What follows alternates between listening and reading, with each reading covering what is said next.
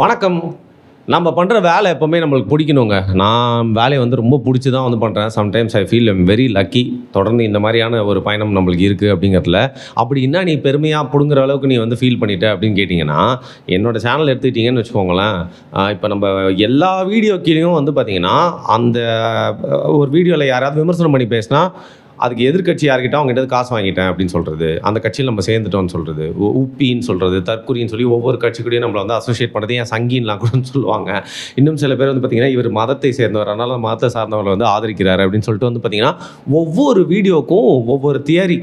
அதனால் அதை பார்க்குறப்ப என்ன தோணுன்னா, ஓகே ரைட் ராகும் வேலையை ரொம்ப கரெக்டாக செஞ்சுட்டே இருக்கு அப்படின்னு சொல்லிட்டு, சரி நீ ஓவராக வந்து சுயபுராணம் பாடுற ஏன் இந்த ஃபீலிங்ஸு அப்படின்னு நீங்கள் கேட்டிங்கன்னா, சமீபத்தில் ஜென்சி மீட் வந்து நடந்துச்சு. ஜென்சி டிஎம்கே அப்படிங்கிறது. டிஎம்கேக்கு என்னோடய ஃபர்ஸ்ட் ஓட்டு நான் டிஎம்கேக்கு தான் போட்டேன் தெரியுமா, ஓட்டு உரிமை வந்தோன்னே. செகண்ட் ஓட்டு அவங்க தான் போட்டேன். பட் சில காரணங்களுக்காக எனக்கு சில விஷயங்கள் பிடிக்கலன்றனால அப்புறம் மாற்றி மாற்றி வந்து பார்த்திங்கன்னா நாம் தமிழர் கட்சி, அதுக்கப்புறம் வந்து இப்போ வேறு ஏதாவது ஒரு ஆல்டர்னேட்டிவ்க்கு போடலாம் அப்படின்னு சொல்லிட்டு யோசிச்சுட்டு இருக்க இந்த சூழ்நிலை தான் வந்து பார்த்திங்கன்னா, என் ஓட்டு என் உரிமை, நான் எந்த கட்சிக்கு வேணால் போடுவேன் எனக்கு பிடிக்கிற அப்படின்னு நினைக்கிற கட்சியை. ஸோ என்ன மேட்டர்னு பார்த்தீங்கன்னா, இந்த ஜென்சி டிஎம்கே அந்த மீட்டிங் நடந்தப்போ வந்து அதை குறித்து நம்ம வந்து பேசியிருந்தோம். திமுக வந்து இன்னும் அவங்களுடைய தோல்வியிலேருந்து பாடம் கற்றுக்காமல் பழைய புராணத்தையே வந்து பார்த்திங்கன்னா படிச்சுட்டு இருக்காங்க. இன்னும் சில பேரை வந்து நம்பிக்கிட்டு இருக்காங்க. அவங்க வந்து மீண்டெழணும். அப்போ தான் வந்து பார்த்திங்கன்னா ஒரு கட்சி அதற்கு கட்சிக்கு பின்னாடி எதிரிகளே இல்லை அப்படின்ற வந்துருச்சுன்னா ஜனநாயகத்துக்கு நல்லது இல்லை. அது easily it will become as a dictatorship. அது வந்து அந்த பர்சன் லீடரே டிக்டேட்டராக ஆகலாம் கூட வந்து பார்த்திங்கன்னா காலம் வந்து அந்த இடத்துக்கு கொண்டு போய் விட்டுரும். அதனால் திமுக அப்படிங்கிற ஒரு கட்சி இன்றைக்கி உயிர்ப்போடு இருக்குது, அதாவது 2ஆம் இடத்துல இருக்குது. அவங்க வந்து மீண்டெழணும். அது மட்டும் இல்லாமல் இன்றைக்கி ஆளும் கட்சியை கேட்டு வந்து சரியான அரசியல் செய்யணும். அண்ட் அவங்க வந்து இன்டர்நெட்டில் ஒரு காலத்தில் ஸ்ட்ராங்காக இருந்தாங்க, ஐடி விங்கில் ஸ்ட்ராங்காக இருந்தாங்க. இப்போ திருப்பி வந்து பார்த்திங்கன்னா ஒரு மாயையை காட்டுறாங்க. பட் திருப்பியும் எங்கே விட்டாங்களோ அவங்க பிடிக்கல அப்படிங்கிறத மீன் பண்ணி கொஞ்சம் நக்கல் நையாண்டியோட பேசியிருந்தோம். அந்த ஜென்சி மீட்டப் நடந்த அடுத்த நாள் தான் இந்த வீடியோ நம்ம போட்டிருக்கோம் போல். ஸோ எல்லாருமே ஒரு சூட்டில் இருந்திருப்பாங்கல்ல. ஸோ ஐடி விங்கெல்லாம் நல்லா ஷார்ப்பாக வச்சுருப்பாங்க போல். ஃபுல்லாக ஐடி விங்கை ரெய்டு அனுப்பிட்டாங்க நம்ம வீடியோக்கு. ரெய்டு அனுப்பி வந்து பார்த்திங்கன்னா வந்து தகாத வார்த்தைகள், அதுக்கப்புறம் என்ன வந்து விஜய் கட்சியில் நான் சேர்ந்துட்டேன், நான் வந்து தற்குறியாக மாறிட்டேன் அப்படின்னு சொல்கிறது, விஜய் கிட்டே எவ்வளோ காசு வாங்கினேன், ஏதோ ரூட்டு மாஃபியான்னு சொல்கிறாங்களா, அந்த ரூட்டு மாஃபியா கிட்டே எவ்வளோ காசு வாங்கினேன், இந்த மாதிரி வந்து நம்ம போட்டிருந்தாங்க. பார்க்க ரொம்ப சந்தோஷமாக இருந்தது. இந்த மாதிரி விஷயங்கள் தான் நம்மளுக்கு ஃபியூவலே அப்படின்னு சொல்லிட்டு வந்து பார்த்திங்கன்னா இன்றைக்கி இந்த வீடியோ வந்து பண்ண வந்தாச்சு. எனிவே நீங்கள் திருப்பி மீண்டெழணும். உங்களுடைய தேவை யாருக்கு இருக்கோ இல்லையோ டிவி கேக் இருக்குது, அதை நான் சொல்லுங்கள், விஜய் தான் சொன்னார். அந்த விஷயத்தை நான் வந்து விளக்குறேன். ஸோ பேசிக்லி இந்த வீடியோ வந்து பார்த்திங்கன்னா தாவேகா தலைவர் விஜய் அவர்கள் திருச்சி கிழக்குக்கு போயிட்டு அங்கே இருக்கவங்ககிட்டலாம் வந்து நன்றி சொன்னார் இல்லையா. அவர் ஜெயிச்சு அதில் வந்து ராஜினாமா பண்ணிட்டார். நன்றி சொல்லி அங்கே இருக்கிற மக்கள் எல்லாம் வந்து உற்சாகப்படுத்திட்டு வந்தார். அந்த மீட்டிங்க்கு அவர் வந்தப்போ அந்த நிறைய விஷயங்கள் நடந்துச்சு. அதில் அவர் பேசினதையும் சேர்த்து தான் அதை குறித்து தான் நம்ம வந்து பேச போகிறோம். குறிப்பாக தாவேகாவை குறித்து எந்த ஒரு விமர்சனமாக இருந்தாலும் நம்ம எல்லா காலகட்டத்திலையும் வச்சுட்டே இருந்திருக்கோம். எனக்கு ரீசெண்டாக ரொம்ப கண்ணை உறுத்துனது என்ன அப்படின்னு பார்த்தீங்கன்னா, திருச்சியில் நடந்த சில விஷயங்கள் தான். இதில் என்னென்னா, இப்போது டிவிகே அப்படிங்கிறது ஒரு புது கட்சியாக இல்லை முதல் முறையாக உரிமையாக ஓட்டு போட்டவங்களான்னு தெரியல. நிறைய பேர் வந்து பார்த்திங்கன்னா அந்த கட்சியில் ஏதாவது தவறு நடந்தால் அந்த கட்சியில் இருக்கவங்களே வந்து குரல் எழுப்புறது ரொம்ப சந்தோஷமாக இருக்குது. இது பல மற்ற கட்சிகளுக்கு வந்து பார்த்திங்கன்னா இல்லவே இல்லை. அது 50 ஆண்டுகள் பழமையான கட்சியாக இருந்தாலும் சரி, 15 ஆண்டு பழமையான கட்சியாக இருந்தாலும் சரி, அந்த கட்சிக்காரங்களே வந்து ஒரு விமர்சனம் வைக்கிறது அப்படிங்கிறது நீங்கள் புதுசு அப்படிங்கிறதுனால அது வந்து பண்ணுறீங்கன்னு தெரியுது. ஏன்னா அந்த வாழைத்தார் வந்து ஃபுல்லாக வந்து பிரம்மாண்டமாக மாட்டி வந்து கொலையாக தொங்க விட்டுருந்தாங்க. இந்த வாழைத்தார் மாநாடுனாலே யார் ஞாபகம் வருவா உங்களுக்கு நல்லா தெரியும்.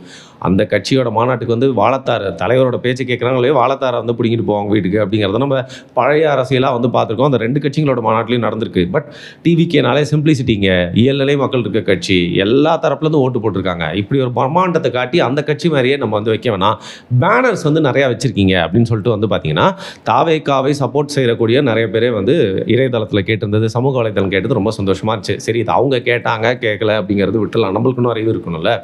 நம்ம விசாரித்து பார்த்த வரைக்கும், நம்ம செய்தியை நிறையா பார்த்த வரைக்கும் வந்து பார்த்திங்கன்னா திருச்சியில் இவங்க இந்த 5000 பேர் கலங்கத்துக்காக ஏற்பாடு பண்ணியிருந்த அந்த ஒரு மீட்டிங்குக்காக திருச்சியை வந்து ஸ்தம்பிக்க வைக்கப்பட்டது. அங்கே வந்து பார்த்திங்கன்னா போக்குவரத்து மாற்றம் ஏற்பட்டுச்சு. அங்கே இருந்த வாழ்கிற நிறையா பேர்கிட்ட வந்து நம்ம வந்து ஃபோன் பண்ணி கேட்குறப்போ இது நிஜமாகவே நியூஸில் காட்டுறது உண்மைதானா, இல்லை உங்களோட இயல்நிலை வாழ்க்கை வந்து பாதிக்கப்பட்டிருக்கா அப்படின்னு கேட்டிங்கன்னா நிஜமாகவே வந்து பார்த்திங்கன்னா ஒரு பெரிய டிராஃபிக் ஏற்பட்டிருக்கு. வழக்கமாக நம்ம ஊரில் தெரியும் நம்மளோட ஜனத்தொகையினால் வந்து எல்லா மணி நேரங்கள்லையும் ஒரு ஆம்புலன்ஸ் போயிட்டு வந்துட்டு தான் இருக்கும். அப்பேற்பட்ட சூழ்நிலை நிறைய ஆம்புலன்ஸ் வந்து அவதிப்பட்டிருக்கு. அர்ஜென்ட்டாக போகிறவங்க ரொம்ப கஷ்டப்பட்டுருக்காங்க. வெயில் சுட்டரிக்கிற அந்த சூழ்நிலையில் வந்து பார்த்திங்கன்னா பல டைவர்ஷன்ஸ் வந்து திருச்சியை வந்து திருப்பி போட்டிருக்கு. ஸோ பேசிக்லி உங்களுடைய ஆட்சி வந்துருச்சு. நீங்க வந்து சிஎம் ஆகுறப்போ வந்து பார்த்தீங்கன்னா, நேரு உள்விளையாட்டு அரங்கில அதான் முதல்வர் சொல்றேன். நேரு உள்விளையாட்டு அரங்கில ஒரு ஸ்பீச் ஒண்ணு பேசினீங்க. அதற்கப்புறம் நீங்க பேசி நம்ம பார்க்கறது அப்படிங்கிறது வந்து இந்த மீட்டிங்ல தான். ஸோ எல்லார் போலயும் நானும் ஆவலா தான் இருந்தேன். பட் இருந்தாலும் எடுத்தோடனே ஒரு டிசப்பாயின்ட்மெண்ட் அப்படிங்கிற மாரி வந்து பார்த்தீங்கன்னா, உங்களோட திருச்சியில உங்களோட விஜயம் திருச்சி மக்களை மட்டுமின்றி, திருச்சி நீங்களே சொன்ன மாரி தமிழ்நாட்டின் இதயம் அல்லவா, அந்த இதயத்தை தாண்டி நிறைய பேர் அவங்க சொந்த ஊருக்கு போறதுக்கு, தங்களோட வேலைகளுக்கு போறதுக்கு வந்து பார்த்தீங்கன்னா, ரொம்ப தடையா இருந்தது மட்டும் இல்லாம, இதற்கு முன்னர் மற்ற கட்சிகள்லாம் பண்ணதோட இது ரொம்ப வித்தியாசமான ஒரு கட்டுப்பாடா இருந்தது. இது வந்து ரொம்ப பொதுமக்களை டிஸ்டர்பே பண்ணாமல் நீங்கள் வந்து பண்ணியிருக்கலாம். பட் ரொம்ப டிஸ்டர்ப் பண்ணிட்டீங்க அப்படின்னு சொன்னாங்க. ஸோ முதல் கோணல் முற்றிலும் கோணல் அப்படிங்கிற மாதிரி இதை டேக் இட் ஃபார் கிராண்டட் அப்படின்னு சொல்லிட்டு நீங்கள் வரக்கூடிய ஃப்யூச்சரில் வந்து பார்த்தீங்கன்னா உங்களோட மீட்டிங்ஸில் இந்த மாதிரி வந்து பொதுமக்களை தயவு செய்து துன்புறுத்தாதீர்கள். அதில் வந்து வரக்கூடிய அந்த 5000 பேர் வெளில நின்று 5000 பேர் தான் வருவாங்கன்னு ஏற்கனவே சொன்னாலும் வெளில நின்று குமிழிட்டு இருந்த உங்களோட ரசிகர்கள் எல்லாருமே அந்த வெயிலை வந்து ஏற்றுப்பாங்க. அவங்களுக்கு அது மட்டும் தான் வேலையாக இருக்கலாம். பட் தமிழ்நாட்டில் எல்லாருக்குமே மற்ற வேலைகள்லாம் இருக்குது இல்லையா? நீங்கள் எப்படி உங்கள் வேலை, அதாவது முதல்வருங்கிற வேலையை வந்து தொடர்ந்து பார்த்து மக்களுக்காக பாடுபடணும்னு நினைக்கிறீங்களோ, அவங்க குடும்பத்தை வந்து வேலைக்கு பாடுபட்டு வந்து சம்பாரித்து கொடுக்கணும். அது மட்டும் இல்லாமல் தங்களோட டியூட்டியை செய்யணும் நிறைய பேர் இருப்பாங்க. ஸோ எல்லா தரப்பு மக்களும் திருச்சி அங்கே இருக்கவங்க மட்டும் இல்லாமல் அன்றைக்கி ட்ராவல் பண்ணிட்டு இருந்த எல்லாருமே ஒரு பெரிய பாதிப்புக்கு உள்ளாயிருக்காங்க. இது வந்து ஒரு பெரிய பிளாக் மார்க். தயவு செய்து இது நீங்கள் மாற்றிப்பீங்க அப்படின்னு சொல்லிட்டு நம்பலாம். மாற்றிக்கலன்னா உங்கள் கட்சிக்கு தான் வந்து கெட்ட பேர். அதை தொடர்ந்து திமுகவின் தேவை வந்து யாருக்கு இருக்கோ இல்லையோ விஜய் அவர்களுக்கு இருக்குது அப்படிங்கிறத அவரோட ஸ்பீச் வந்து நம்மளால் புரிஞ்சுக்க முடியுது. ஸோ பேசிக்கலி வந்து பார்த்தீங்கன்னா, இப்போது ஹிந்தி தெரியாது போடா இருக்கட்டும், காங்கிரஸுடைய பண்ணையார் அரசியலாக இருக்கட்டும், இந்த மாதிரி விஷயங்கள் எல்லாத்துக்குமே எதிர்ப்பாக திமுக வந்து திமுக தேவை இருந்துச்சு. அப்போது கருணாநிதி எதிர்ப்பு, எம்ஜிஆருடைய செல்வாக்கு அப்படின்னு சொல்லிட்டு முழுக்க பார்த்தீங்கன்னா அதிமுக வந்துச்சு. ஸோ இப்போ இந்த 2 கட்சிகளுடைய பர்பஸ் பி இன்றைக்கி வந்து கேள்விக்குறியாயிருக்க இந்த சூழ்நிலையில் வந்து பார்த்தீங்கன்னா, டிவிகேயோட ஸ்ட்ராட்டஜிஸ்ட் யாரோ ரொம்ப சூப்பராக பிளான் பண்ணி என்ன பண்ணுறாங்கன்னு பார்த்தீங்கன்னா, நம்ம உயிர் போடையே இருக்கணும்னா இன்றைக்கி தமிழ்நாட்டில் அதிகமான வெறுப்பு யார்கிட்ட இருக்கும்? எப்போவுமே அதிகமான வெறுப்பு வந்து ஒரு ஆட்சி மாறணும்னு யார்கிட்ட இருக்கும்? இதுக்கு முன்னாடி ஆட்சி செஞ்சவங்க மேலே தானே. அப்படி இன்றைக்கி இருக்க சூழ்நிலையில் திமுக மேலே இருக்குது அப்படிங்கிறனால, எப்படி திமுக இவ்வளோ நாள் வந்து பிஜேபின்னு சொல்லிட்டு அவங்களுக்கு சில ப்ளஸஸ் ஆடட் அட்வான்டேஜஸ்லாம் ஏற்றிக்கிட்டாங்களோ, அதே மாதிரி அடுத்த 10-15 வருடம் டிவிகேவுடைய பர்பஸ் அங்கே இருக்கணும், அன்சேலஞ்சாக இருக்கணும். அது மட்டும் இல்லாமல் டிவிகேக்கே ஒரு பர்பஸ் எல்லாம் போயிடக்கூடாது அப்படிங்கிற மாதிரி அரசியல் சூழ்நிலை ஒரு நரேட்டிவ் செட் பண்ணோன்னா அவங்களுக்கு நல்லா புரிஞ்சிருக்கு, அவங்களுக்கும் ஒரு எதிரி வேண்டும் அப்படின்னு. அதை அவங்க புரிஞ்சுக்கிட்டு தான் தேர்தலுக்கு முன்னர் இருந்தே ஒரு சூப்பராக ஒரு நரேஷனை செட் பண்ணி டிவிகே டிஎம்கேன்னு சொன்னது வந்து பார்த்தீங்கன்னா விளையாட்டுத்தனமாக இல்லை. அதில் வந்து அதுக்கு பின்னாடி இவ்வளோ அர்த்தங்கள் ஒளிஞ்சிருக்கு. அதை இப்போவும் பண்ணுறாரு விஜய். என்ன பண்ணுறாருன்னா, அதிமுக அது மட்டும் இல்லாமல் போட்டியிட்ட நாம் தமிழர் கட்சி, மற்ற எல்லா கட்சிகளும் சேர்த்து மற்றும் பலர் அப்படின்னு சொல்லிட்டு அவங்கள வந்து குறைஞ்சிட்டே இருக்காரு, சீண்டிகிட்டே இருக்காரு. அதுவும் பார்த்தீங்கன்னா நியாயம் இல்லை. ஏன்னா அந்த கட்சியிலேருந்து ஏன் நீங்கள் எம்எல்ஏக்கள்லாம் வந்து ஆசைப்பட்டீங்க, கல்லாப்பேட்டி கூட்டணியிலேருந்து ஏன் உங்களோட கூட்டணிக்கு சேர்த்துக்கிட்டீங்கன்னு சொல்லிட்டு எல்லாருமே கேள்வி கேட்டாங்க. அதே கேள்வியை தான் நானும் கேட்குறேன். ஸோ நீங்கள் எந்த மாற்றத்தை கொண்டு வரணும், தூய சக்தின்னு சொன்னீங்களோ, உங்கள் மேலேயே வந்து கிரீஸ் கரை வந்து படிஞ்சிருச்சு. அதனால் நீங்கள் முழுக்க இப்போ வந்து தூய சக்தியாக கேட்டால் இல்லை. ஒன்று தெரிஞ்சுக்கோங்க, பவரை தொட்டுட்டாலே தூய சக்தியாக யாராலையும் இருக்க முடியாது. அந்த ஒரு எக்ஸப்ஷனில் வந்து பார்த்திங்கன்னா வந்து நீங்களும் வந்து மாட்டாமல் அந்த ஏற்கனவே இருக்கிற நாமில் தான் இருக்கிறீங்க. அந்த வகையில் வந்து பார்த்திங்கன்னா உங்களுடைய அரசியல் ஒரு நரேட்டிவில் வந்து தேவை அப்படிங்கிறது ஒரு எதிரி. அதில் அந்த திமுகவை வச்சா தான் பார்த்தீங்கன்னா உங்களுடைய கட்சி, உங்களுடைய இமேஜ், உங்களுடைய பர்பஸ் இருக்கும், அதுவும் லாங் டேர்மில் இருக்கும் அப்படிங்கிறத யாரோ ஒருத்தவங்க சூப்பராக புரிஞ்சுக்கிட்டு தான் திமுகவை உயிர்ப்புடையே வச்சிருக்கணும் அப்படிங்கிறதுனால ஜெயிச்சதுக்கு அப்புறமும், ஏன்னா விஜய் அவர்கள் நிறைய பேசுனாங்க, தோத்தா ஒரு ஸ்பீச் எழுதி கொடுத்துருப்பாங்க, அதை அவர் பேசிட்டார் போலப்பா, யாராவது அவர்கிட்ட நினைவுபடுத்துப்பான்னு சொல்லியிருக்காங்க. பட் வேணும்ட்டே வந்து பார்த்தீங்கன்னா ஸ்ட்ரக்சர்டாக இந்த ஸ்பீச்சில் வந்து திமுகவை அப்படி சொன்னால் மட்டுமே வந்து போலரைஸ் பண்ணி டிவிகே டிஎம்கே அப்படிங்கிற ஒரு போட்டியிலே கொண்டு போயிட்டு இருக்கலாம். மக்கள் 1 and 2 அப்படின்னு சொல்லிட்டு உங்களை பார்த்துட்டே இருப்பாங்க அப்படிங்கிறதா உங்களுடைய அரசியல் நரேட்டிவாக நம்மளுக்கு புரியுது. அப்படி இருக்கிறப்போ வந்து அதிமுகவும் சும்மா இல்லைங்க, அவங்களோட ஐடி விங் சும்மா ஃபயர் பற்றிட்டு எரியுது. ஏங்க தீபாவளி முடிஞ்சு பற்ற வச்ச பட்டாசு வந்து பார்த்திங்கன்னா ஒரு வாரத்துக்கு அப்புறமா வெடிக்கும், அதுக்கு நமது போன பட்டாசாவே இருந்துக்கலாம் அப்படிங்கிற மாதிரி. பெட்டர் லேட் தேன் நெவர். உங்களுடைய கட்சி ரொம்ப ஒரு கொடூரமான ஒரு இடத்துல இருக்குது. பட் உங்களோட ஐடி விங் வந்து பார்த்திங்கன்னா மற்றும் பலர் சொன்னது ரொம்ப ஹர்ட் ஆகிட்டீங்கன்னு புரியுது. அதனால் வந்து பார்த்திங்கன்னா விஜயரோட ஸ்பீச்சை வந்து போட்டு சும்மா கலாய்ச்சி ஒரு 2-3 போஸ்ட்டு போட்டிருந்தாங்க. அந்த 3 போஸ்ட்டும் வந்து நல்லா ட்ரால் பண்ணியிருந்தாங்க. குட் ட்ரை அப்படின்னே வந்து சொல்லலாம்.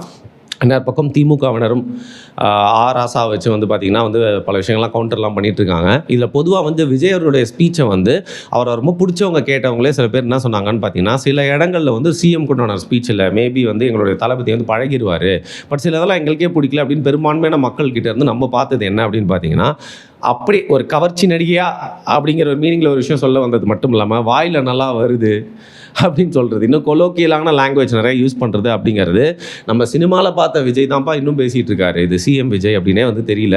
எல்லா மாற்றத்துக்கும் கொஞ்சம் டைம்லாம் எடுத்துக்கும். ஆனால் நீங்களே என்ன சொன்னீங்க, 6 மாதம் வெயிட் பண்ணலான்னு சொன்னவங்க 6 மணி நேரத்துலேயே பேச ஆரம்பிச்சிட்டாங்க அப்படின்னு சொல்லிட்டு பேசுறதுக்கு இருக்குது. அதை ஸ்டாலினுக்குலாம் வேறு வழி இல்லை, அவருக்கு வந்து பதவி போயிடுச்சு, அவங்களோட கட்சியோட பவர் போயிடுச்சு, அதனால் தொடர்ந்து பேசி தான் ஆகணும். அது மட்டும் இல்லாமல் அவங்க பண்ண தப்ப அவங்க தான் டிஃபெண்ட் பண்ணி ஆகணும். பொதுமக்கள் ஊடகவியலாளர்கள் எல்லாருமே வந்து பார்த்திங்கன்னா பேசுகிறாங்க அப்படின்னா, நாங்கள் 6 மாதம் வெயிட் பண்ணலாம்னு சொன்னது ஜெனியூனாக தான் சொன்னோம். ஏதாவது விஷயம் நடக்குது அப்படின்னா பேசுகிறப்போ நம்ம வந்து மனசில் தான் பேசுகிறோம். அந்த ஒரு ரீதியில் வந்து பார்த்தா உங்களுடைய ஸ்பீச்சில் வந்து கொஞ்சம் இம்மெச்சூர்டான நிறைய வேர்ட்ஸ்லாம் இருந்தது வந்து நம்மளால் வந்து பார்க்க முடியுது. கோட் சூட்டை பற்றி விளக்குனீங்க. நீங்கள் கோட் சூட் போடக்கூடாதுன்னு யாருமே சொல்ல. இன்ஃபேக்ட் வந்து பார்த்திங்கன்னா நீங்கள் நம்மளோட பாரம்பரிய வேட்டி சட்டையும் போடுறீங்க, கோட் சூட்டும் போடுறீங்க. அந்த வகையில் வந்து நீங்கள் கோட் சூட் போடக்கூடாதெல்லாம் யாருமே சொல்ல. நான் கலராக போட்டு வந்தேனா, கருப்பு வெள்ளை. அந்த கருப்புக்கு யார் காரணம்? அந்த கருப்புக்கு யாருங்க காரணம்? அதாவது பெரியாருன்னு மீன் பண்ண வரீங்க. சரி இவங்க கொஞ்ச நாள் போட்டும். ஏற்கனவே வந்து நிறைய சக்கையாக வந்து சில விஷயங்கள்லாம் புழிஞ்சு வச்சாச்சுங்கிறதுனால தேவையான அளவுக்கு இந்த படத்தை அலசிட்டதுனால நம்ம அடுத்த படத்துக்கு போவோம். நம்ம டாப் 10 நிகழ்ச்சியில் சொல்கிற மாதிரி அந்த கருப்பு கோட்டுக்கு ஒரு ரீசன் சொன்னீங்களே, அதுக்கு வந்து அதுக்கான தேவையான நேரம் வரும்போது வந்து பார்த்திங்கன்னா உங்களுடைய கமெண்ட்டுக்கு பதில் கமெண்ட்டுன்னு நம்ம வந்து கொடுப்போம். எனவே இந்த மாதிரியான விஷயங்கள்லாம் வந்து அந்த திருச்சியில் உங்களுடைய மீட்டிங் சம்மந்தப்பட்டு நடந்த சில நம்மளுடைய விமர்சனங்கள் மட்டும் இல்லாமல் குறைகளை நம்ம வந்து பார்க்கணும். அது மட்டும் இல்லாமல் இன்னொரு ரீசன் என்ன சொல்கிறாங்கன்னு பார்த்தீங்கன்னா, திருச்சி கிழக்கில் ஸ்டாலின் அவர்கள் போட்டி போட்டு ஜெயிக்க வைக்கிறதுக்கான எல்லா வேலையும் வந்து திமுக தரப்பில் வந்து நடந்துகிட்ருக்கு. அதனால் மீண்டும் போயிட்டு அங்கே இருக்கிற மக்களெல்லாம் வந்து பூஸ்ட் பண்ணணும், அந்த ஒரு சீட்டை விட்டுறக்கூடாது அப்படிங்கிறனால விஜய் அவர்கள் போயிட்டு இந்த ஆப்ரேஷனை பண்ணிட்டு வந்தார் அப்படின்னு தாவேக்கனர் நிறைய பேர் வந்து சொல்கிறாங்க. ஸோ எந்த அளவுக்கு அது உண்மை அப்படின்னு தெரியல. பட் எது எப்படி இருந்தாலும் ஸ்டாலின் அவர்கள் வந்து எம்எல்ஏவாக இல்லாமல் அவர் வந்து திமுக தலைவராக மட்டுமே தொடர வந்து திமுகவினர் விரும்ப மாட்டாங்க. ஸோ அவங்க எப்படி இதை வந்து டேக்கிள் பண்ணி அடுத்த லெவலுக்கு எடுத்துகிட்டு போகிறாங்க அப்படிங்கிறத வந்து பார்க்கலாம். எனிவே எந்த கட்சியாக இருந்தாலும் அவங்க செய்கிற நல்லது கெட்டதை வந்து பார்த்திங்கன்னா விமர்சனம் செய்கிறதுக்கோ இல்லை பாராட்டுறதுக்கோ காத்து கொண்டு இருக்கும் இந்த வாய்கள் வந்து பார்த்திங்கன்னா, இந்த வாய் வந்து பார்த்திங்கன்னா அடுத்த ஒரு காணொலியில் வேறொரு தலைப்போடு உங்களை வந்து சந்திக்கிறேன். மிக்க நன்றி. இந்த நேரத்தில் சொல்ல மாட்டேன்ப்பா, அண்ணாமலை அவர்கள் வந்து கட்சி தொடங்குவார் அப்படின்னு சொன்னோம். அதுக்கேற்ற மாதிரியே வந்து பார்த்திங்கன்னா ஒரு 5 பக்கம் ராஜினாமா கடிதத்தை எழுதி கொடுத்துட்டு வந்தது மட்டும் இல்லாமல் இப்போ தனி கட்சி தொடங்கும் போகிறது ஆல்மோஸ்ட் வந்து உறுதியாயிருக்கு. அமித்ஷா அவர்கள்கிட்ட பேசிட்டு வந்ததுக்கப்புறமா இது நடக்குது. நம்ம கணிச்சதுன்னா இது ஏற்கனவே வந்து அண்ணாமலை அவர்கள் தனியாக தனக்கு ஒரு செல்வாக்கு நிறுவனம்னு நினைக்கிறது மட்டும் இல்லாமல் இன்னொரு பக்கம் இது பாஜக டைரெக்டாக இறங்க முடியல அப்படின்னாலும் அண்ணாமலை அவர்களை வேறு மாதிரி ஒரு பெயிண்ட் அடித்து மீண்டும் உள்ள அனுப்புகிற மாதிரி ஒரு ட்ரோஜன் ஹார்ஸாக கூட நம்ம இதை வந்து பார்க்கலாம். ஸோ யாருக்கு எதுவோங்க இப்போ வந்து பார்த்திங்கன்னா சீமான் அவர்கள் தொடர்ந்து விஜய் அவர்களை எதிர்த்து பேசுறது, உதயநிதி ஸ்டாலின் எதிர்த்து நிற்கிறதையும் தாண்டி விஜய் அவர்களை அரசியல் களத்தில் எதிர்த்து நிற்கிறதுக்கு விஷயம் தெரிஞ்ச ஒருத்தர் அவர் பாஜக இருந்தார் அப்படிங்கிறனால தான் நம்மளுக்கு அவர் மேலே வந்து விமர்சனம். அதையும் தாண்டி வந்து பார்த்திங்கன்னா ஒரு ஐபிஎஸ் அதிகாரியாக இருந்த ஒரு அரசியலுக்கு வந்திருக்காரு அப்படிங்கிற பட்சத்தில் விஜய் அவர்களை கேள்வி கேட்கறதுக்கு தொடர்ந்து அரசியல் செய்கிறதுக்கு இன்னொருத்தரும் வந்திருக்காரு. அந்த கட்சி ஒரு வேலை தொடங்கினா அவருக்கு வந்து ரொம்ப முன்கூட்டியே நம்ம வந்து வாழ்த்துக்களை வந்து தெரிவிச்சுக்கலாம். நீங்கள் நான் சொன்ன விஷயங்கள்லாம் பற்றி என்ன நினைக்கிறீங்க அப்படிங்கிறத வந்து மறக்காமல் கீழே கமெண்ட் பண்ணுங்கள். நன்றி.